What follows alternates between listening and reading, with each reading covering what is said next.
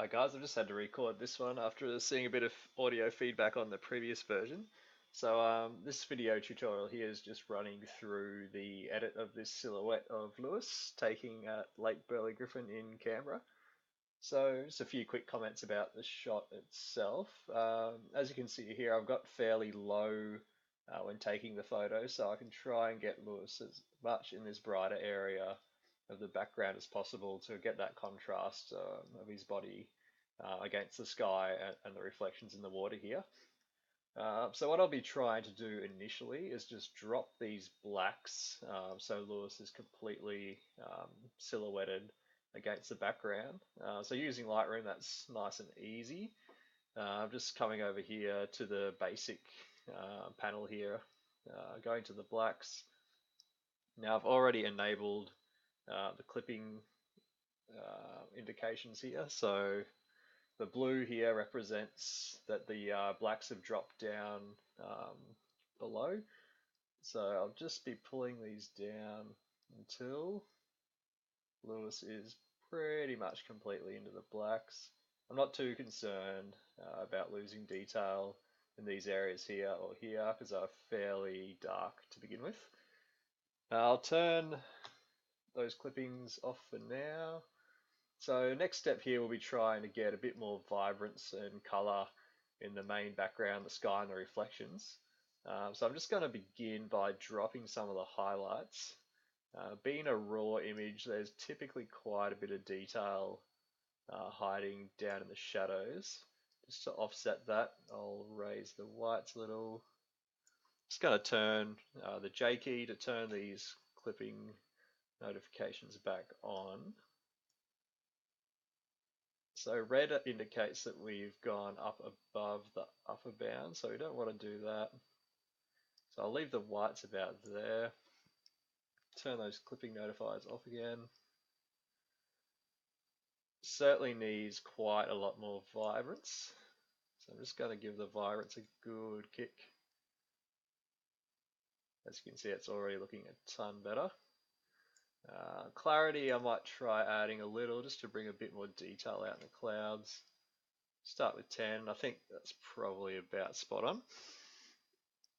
Now, I think before we go any further, one thing that's jumping out at me is the fact that this bottom area of the image here really doesn't have a whole lot of detail. So I just want to bring this crop in. So I'll still aim to keep Lewis nice in the center. Just removing some of this bottom section of the image. Now, I think that'll be a lot more visually pleasing. Yeah. Might just try giving the saturation a little kick just to bring out that color. That's great. So we'll do a quick before and after now. So we're looking at the backslash key to click to before. Already nearly completely different looking image.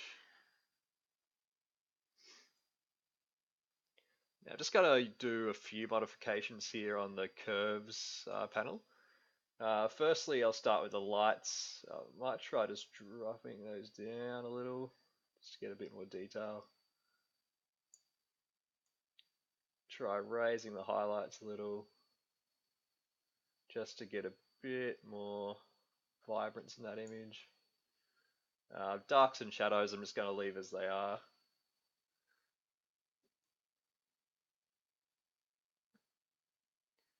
Alright. Now I'm going to try a little bit of split toning here just to add a bit more color into these wider sections of the image and bring a bit more yellow and orange out into this area. So I'm just going to begin by bringing the balance down. So the lower this balance slider is, the higher the highlights have to be for the split toning to affect. So I'll try and give you a bit of an example of what I mean here. Just going to crank the saturation up a bit just to prove the point. So as you can see, we're starting to get a bit of a magenta-y orange tinge. As I slide this, you can see it's applying to a greater proportion of the image. I want to keep it pretty much just on the upper end of the highlights, around about here. I'm probably going for a bit more of a golden look personally. As you can see, that's no split toning. That's a bit more. Try a bit more yellow. Now, if I want to see the difference that modification has made on its own, you can just toggle the split toning on and off. As you can see, it's fairly subtle. Just give that balance a bit more. Test again. Okay, so for me that's a little bit much. I'm just going to kick it down a bit. This thing's usually just to personal preference. There's certainly no right or wrong. I'm just zooming in to see how we are for noise. Little bit of speckling, but nothing too extreme. Just got to go down to this noise reduction panel, up it to about 15, and that's done just about everything I want it to. Alright, look, that is looking pretty good to me.